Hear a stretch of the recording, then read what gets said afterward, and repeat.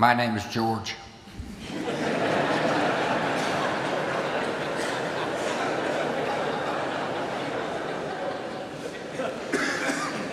I am really grateful for this opportunity to commemorate the life of an extraordinary American and a friend, Rich Devos.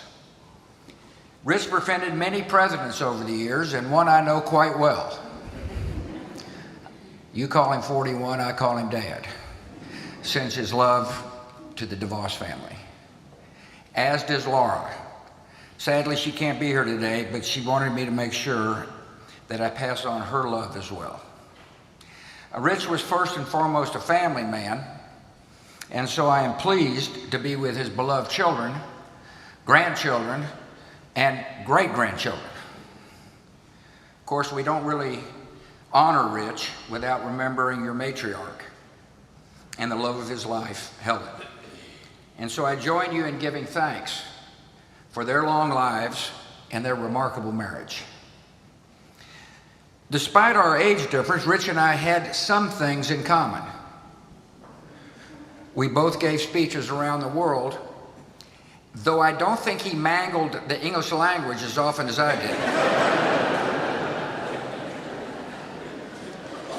I was known as a compassionate conservative. He was the compassionate capitalist. Perhaps above all, we share a love of freedom. Rich once said, "I've always loved my country and consider myself a patriot. However, I've been criticized for speaking out so enthusiastically about freedom, free enterprise, and love of country." Something else we had in common. I appreciate the Devos family, one of the great American families, for inviting me to reflect on Rich's love of freedom, his belief in the universal value of human freedom, and his recognition of the responsibilities that come with freedom. In preparing these remarks, I look back at my second inaugural address, decades ago it seemed like. Here's what I said: America has a need of idealism and courage because we have essential work at home, the unfinished work of American freedom. In America's ideal of freedom, citizens find the dignity and security of economic independence instead of laboring on the edge of subsistence. In America's ideal of freedom, the public interest depends on private character, on integrity, and tolerance toward others, and the rule of conscience in our own lives. Our nation relies on men and women who look after a neighbor and surround the lost with love. I went on to ask, did our generation advance the cause of freedom? And did our character bring credit to that cause? Well, if this is the standard of good citizenship, Rich Devos was gold. You have to wonder, where did that wellspring of freedom come from? Well, here's what he said. He said he credited his upbringing here in Grand Rapids. Rich was born to Dutch immigrants who were lured to liberty and the possibility of our country. He's a child of the Great Depression. His father lost his job, their family lost their house, but they never lost hopefulness. Rich's family was always steadfast in their belief of the promise of America. And so after World War II, Rich and J. Van Andel came up with a novel idea based on that promise. When we thought about owning our own business, Rich wrote, we thought the opportunity to do so was fundamental to America. We thought everyone who wanted to should be able to own their own business. My belief in free enterprise and my defense of free enterprise as the greatest economic engine the world has ever known was borne out daily as we watched our little business grow.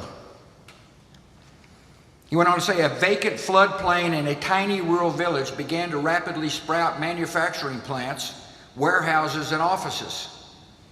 Here was the overwhelming evidence of the power of free enterprise, something that even all my speeches and writings could never measure up to. What today is the Amway World Headquarters.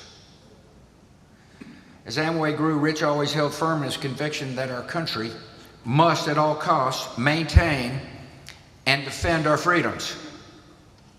Rich believed in free and open societies ordered by moral conviction and compassionate government. He believed in the economies that reward effort, communities that protect the weak, and the duties of nations to respect the dignity and rights of all.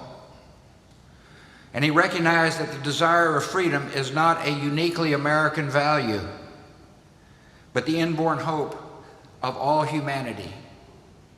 So Rich went around the world, in his words, selling America, promoting free enterprise, personal responsibility, and opportunity for all. And there was no finer salesman for American values than Rich Devos. I remember visiting an Amway conference in China. A few years ago, the arena was filled with thousands of successful Amway entrepreneurs who were realizing the blessings and benefits of economic freedom. In selling America, Rich was really selling freedom for all and empowering people around the world. Rich understood that the gift of freedom came with responsibilities. He became not only a leader in business, but a leader in this community, in the church, and in our country. He always helped those who were less fortunate. The Gospel of Luke reminds us that of those whom much has been given, much shall be required. Rich lived out the gospel on a daily basis. I listened to Rich Selling America speech this week and was struck by the power of this passage. We believe and have always believed in this country that man was created in the image of God and given talents and responsibilities and was instructed to use them to make this world a better place in which to live. And you see, this is really the great thing of America. He went on to say this is where it contrasts with everything that other godless societies attempt to do. Because you see, at heart, we believe that man was created, and in him is a living spirit, that he's not just a bunch of dirt and clay put together for a few years until we bury him, but that he has a greater depth and responsibilities in that, and that is why we respect each other, and that is why we care for each other, and that is why we stand together and give thanks for the things we enjoy. Rich certainly was more than a bunch of dirt and clay. He had greater depth. He recognized his greater responsibilities. And that is why we stand together today and give thanks for Rich Devos. His life is a testament to the promise of America and the blessings of freedom. We will miss him, and we will remember his life. And as we do so, we rejoice in his heavenly reunion with Helen and their audience with the Almighty. God bless.